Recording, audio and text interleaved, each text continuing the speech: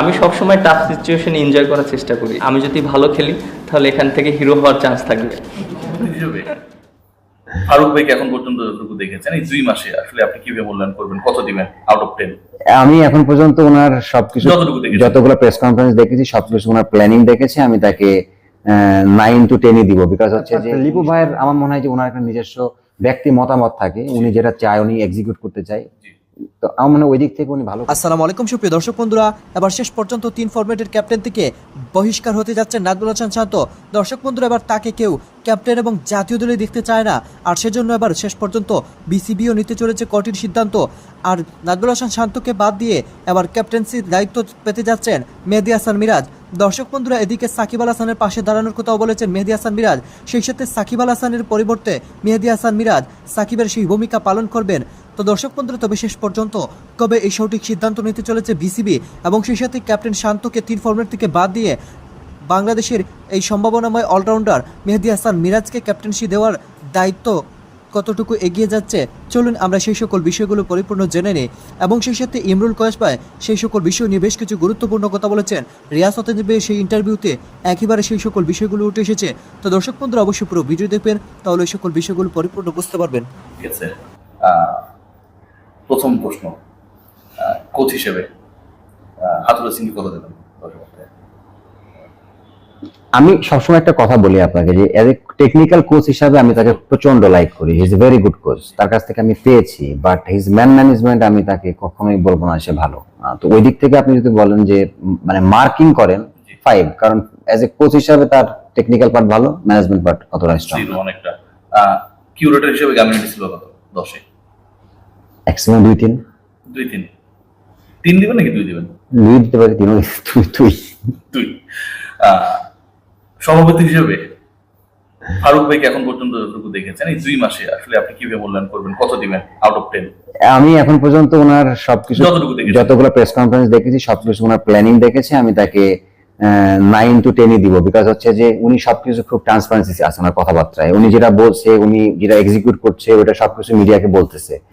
আমাদের বিপিএল এ কি হচ্ছে না হচ্ছে সবকিছু, যে আগে যেটা আমরা কখনো দেখিনি, আগে সবকিছু একটা মানে ধোঁয়াশায় থাকতো, যে আমরা মিডিয়াতে শুনতেছি এক, ভিতরে আর এক। সো এই জিনিসগুলো আমরা ক্লিয়ার থাকতাম না, আমরা প্লেয়ারও ক্লিয়ার থাকতাম না। তো আমার মনে হয় যে ফারুক ভাই জিনিসটা খুবই স্ট্রেট ফরওয়ার্ডলি, আমি যতটুকু ফারুক ভাইকে এজ এ মানুষ হিসেবে দেখি, যে ফ্রম দ্য সিলেক্টর হিসাবে উনি অনেস্ট মানুষ, উনি চেষ্টা করে ওনার জায়গা থেকে ওনার অনেস্টিটা অ্যাপ্লাই করা। আমার মনে হয় ওনাকে যদি আমরা সাপোর্ট দিতে পারি, উনি ওনার বাংলাদেশ ক্রিকেট অনেক কিছু চেঞ্জ করে দেবে। সিলেক্টর হিসেবে নানু ভাইকে কত দেবেন? ভাই বাদ দেন ভাই, উনি তো চলে গেছে ভাই। এখন আসলে যখন সিলেক্টর ছিল তখন আমার ওনার প্রতি অনেক ক্ষোভ ছিল, অনেক রাগ ছিল। রাগ মানে কি, আমার সাথে যেটা হয়েছে উনি সবাই জানে। এখন উনি করেছে কিনা ওনার উপর মহল থেকে করেছে, এটা একটা বড় ব্যাপার ছিল। উনি মনে হয় যে একজন চিফ সিলেক্টরের এই গার্ডসটুকু নাই, এখন তো লিপু ভাইরা অনেক কাজ। আপনি যদি গার্ডসের কথা বলেন, আমি বলবো যে না, কোনো কিছু ছিল না, কারোরই কিছু ছিল না, মানে গার্ডসের দিক থেকে। গার্ডসে কত মার্কিং দিবেন? 0 না, এখানে গার্ডসের দিক থেকে কোনো কিছু না। এজ এ ক্রিকেটার নান্নু ভাইকে যদি আমি বলি, ডিফারেন্ট, আমি তাকে ওই রেসপেক্টটা করি, কারণ উনি বাংলাদেশে ওই টাইমে উনি অনেক বড় প্লেয়ার ছিলেন। সো মানে সিলেক্টর রোলটা ওনার করতে এসে আমার মনে হয় যে উনি ওই জিনিসটা হারাই। এই মুহূর্তে লিপু ভাই সিলেকশন করছেন, খুব বেশি দিন হয়নি, যতটুকু দেখেছেন ইমরুল ভাই, কত কি মনে হয়? আমি ওনার সিলেকশন প্যানেল আসলে হওয়ার পর থেকে, আমি দেশে অত ছিলাম না, দেশের থেকে ওনার সাথে আমার কাছে কাছে দেখা হয় না। আর সব থেকে বড় জিনিস কি, আপনি মিরপুরে না আসলে, সবকিছু ইনভলভ না থাকলে আপনি অত কিছু বুঝবেন না। আমি দূরের থেকে, মিডিয়া থেকে বলে অনেক কিছু বলতে পারবো না। তারপর লিপু ভাইয়ের আমার মনে হয় যে ওনার একটা নিজস্ব ব্যক্তি মতামত থাকে, উনি যেটা চায় উনি এক্সিকিউট করতে চায়। তো আমার মনে হয় ওই দিক থেকে উনি ভালো করতেছে। আমি এই ছেলেটাকে কেন নিচ্ছি, কেন বাদ দিচ্ছি, উনি ক্লিয়ার করতেছে, এই জিনিসটাই ভালো, আমার কাছে ভালো লাগছে। 3 জন ক্যাপ্টেনের কথা বলবো, সাকিব, তামিম, মাশরাফি, এদের মার্কিংটা আপনার কাছে কেমন হবে? মানে কোন দিক থেকে মার্কিং বলতে? আউট অফ 10 মানে ক্যাপ্টেন হিসেবে ওভারঅল আপনি কেমন দেখেছেন সাকিব, তামিম, মাশরাফি? সাকিব এই, তামিম 7, মাশরাফি ভাই 5। মাশরাফি 5। মাশরাফিকে অনেকেই ধরেন মনে করে যে মাশরাফি মানে 10, আর আমি পাবলিক পারসেপশন বলছি। ইমরুল কাস কেন মনে করছে যে এটা হাফ? নিশ্চয়ই একটা রিজন আছে। হাফ মনে করছি বিকজ হচ্ছে যে আপনি যদি ওভারঅল দেখেন, এজ এ মানে captain only, not only leader, captain হতে হবে, আপনাকে পারফর্মার হতে হবে এবং লিডার হতে হবে, এবং তারপরে কিন্তু আপনি সবকিছু। সাকিবের দিক থেকে সাকিব ক্যাপ্টেনও ছিল, লিডারও ছিল, পারফর্মারও ছিল।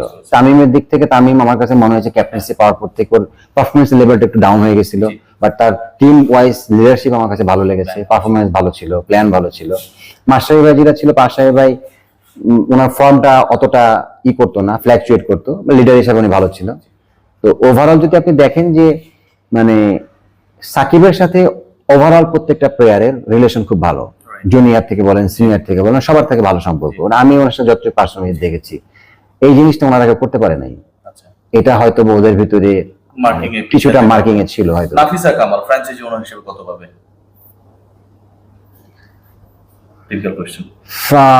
নাফিসা কামাল ফ্র্যাঞ্চাইজি ওনার হিসাবে যদি আপনি মানে বাংলাদেশের প্রসপেক্টে ধরেন, বাংলাদেশের প্রসপেক্টিভে আপনি ওনার টিমে খেলেছেন, ওই হিসাব থেকে আপনি বলবেন 7 কোচ হিসেবে মোহাম্মদ সালাউদ্দিন কত পাবে?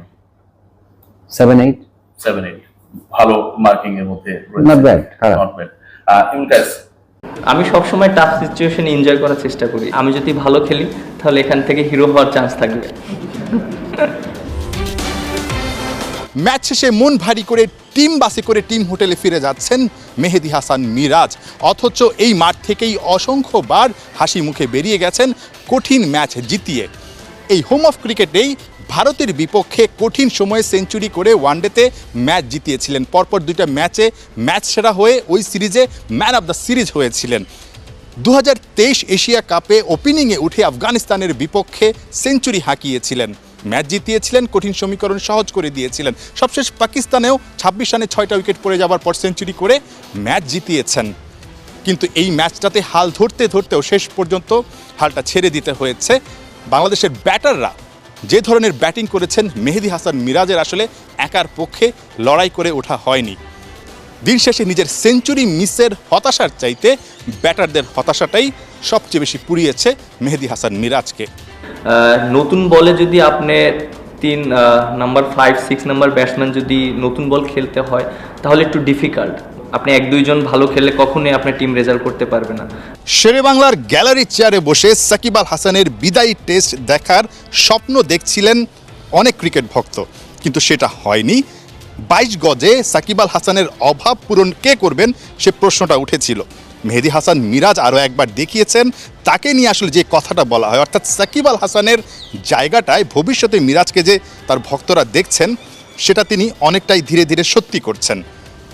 মেহেদী মিরাজ আসলে কি ভাবছেন? দেখেন, একটা জিনিস কি, আপনারা সবাই সবসময় একটা কথা বলেন যে সাকিব ভাইয়ের জায়গায় আমি আসবো।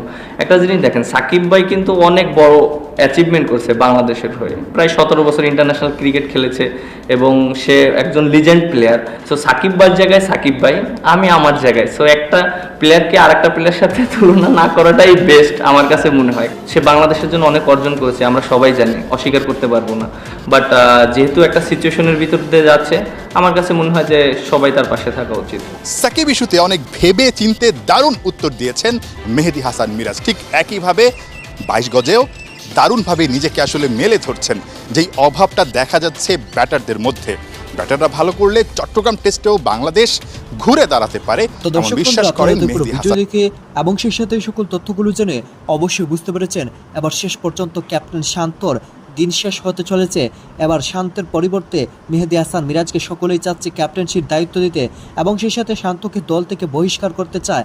দর্শক বন্ধুরা, তবে এবার শেষ পর্যন্ত বিসিবি সেই সকল পদক্ষেপ নিয়ে এমন কিছু করতে হবে, না হলে বাংলাদেশের ক্রিকেটকে একের পর এক ধ্বংসের দিকে ঠেলে দিচ্ছেন ক্যাপ্টেন শান্ত। নিজে পারফর্ম করতে পারছেন না, সেই সাথে পুরো দলকেও একেবারে ফর্মহীন করে বানিয়ে ফেলেছেন। তো দর্শক বন্ধুরা, আপনারা পুরো ভিডিও দেখে এবং সেই সাথে রিয়াজ আজমের সেই ইন্টারভিউতে ইমরুল কায়েস ভাইয়ের এই সকল তথ্য কথাগুলো শুনে আপনাদের কাছে কি মনে হচ্ছে? তবে কি অতি শীঘ্রই ইমরুলকে জাতীয় দলে এনে এবং সেই সাথে মেহেদী হাসান মিরাজকে ক্যাপ্টেন্সি দেওয়া অতি জরুরি? এ বিষয়ে আপনাদেরকে মতামত অবশ্যই কমেন্ট করে জানিয়ে দেবেন। তো দর্শক বন্ধুরা, ভালো থাকুন, সুস্থ থাকুন। আল্লাহ হাফিজ, আসসালামু আলাইকুম ওয়া রাহমাতুল্লাহি ওয়া বারাকাতুহু।